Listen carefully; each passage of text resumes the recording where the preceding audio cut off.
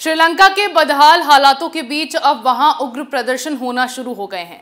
पहले तो प्रदर्शनकारियों ने वहां राष्ट्रपति भवन पर कब्जा कर लिया, जिसके बाद अब 13 जुलाई को राष्ट्रपति गोटबाया राजपक्षे इस्तीफा देने वाले हैं।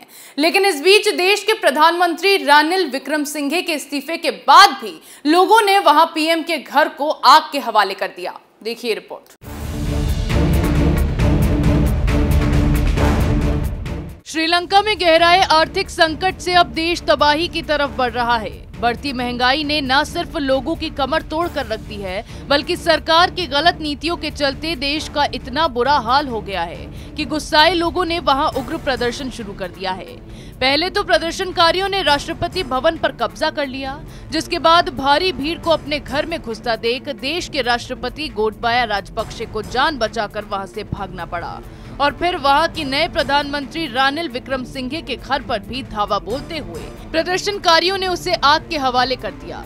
हैरानी की बात तो ये है कि ट्विटर पर इस्तीफे की घोषणा के बाद भी भीड़ ने प्रधानमंत्री के घर में आग लगा दी। इतना ही नहीं, प्रदर्शनकारियों ने उनके वाहनों को भी आग के हवाले कर दिया। आपको बता दें कि श्रीलंका में गुस्साए लोग लगातार राष्ट्रपति गोटबाया राजपक्षे के इस्तीफे की मांग कर रहे थे, जिसके बाद अब 13 जुलाई को वो इस्तीफा देंगे। इसके साथ ही प्रदर्शनकारियों ने न सिर्फ विक्रमसिंघे के निजी आवास को आग के हवाले किया, बल्कि उन्होंने देश के कई अन्य सांसदों के घर पर भी हमला किया है।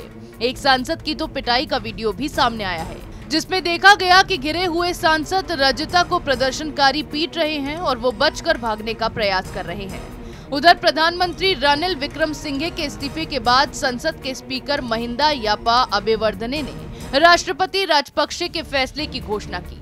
इसके पहले उन्होंने राष्ट्रपति से तुरंत इस्तीफा देने की घोषणा करने का एक पत्र लिखा था। उम्मीद की जा रही है कि इस्तीफे के बाद अगले कुछ दिनों में श्रीलंका में सर्वदलीय सरकार का गठन किया जाएगा।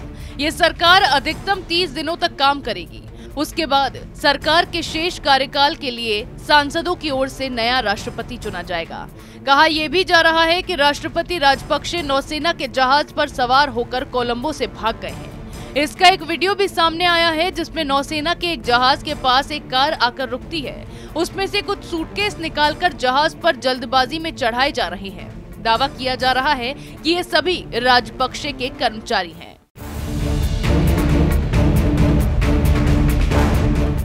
चीन के चंगुल में फंसकर बदहाल हो चुके श्रीलंका में हालातों को देखते हुए सभी स्कूलों और कॉलेजों को 15 जुलाई तक के लिए बंद कर दिया गया है। इसके साथ ही सुरक्षा बलों ने देश के पेट्रोल पंपों की सुरक्षा बढ़ा दी है। सरकार के भ्रष्टाचार और मुफ्तखोरी से लंका की जनता अब इतना परेशान हो गई है कि वहां लोगों ने अब सरकार में बैठे नेताओं पर ही हमला बोल दिया है। सरकार की गलत नीतियों का ही नतीजा है कि देश पूरी तरह से बर्बाद हो चुका है। हालांकि अब फिर से सर्वदलीय सरकार का गठन किया जाएगा, जिसके बाद देखना यह होगा कि उससे देश के हालात सुधरते हैं या फिर वहां स्थिति और भी ज्यादा खराब हो जाती है। ऐसी खबरें हम आप लिए लाते रहेंगे। तब तक के लिए देखते रहिए कैपिटल टीवी।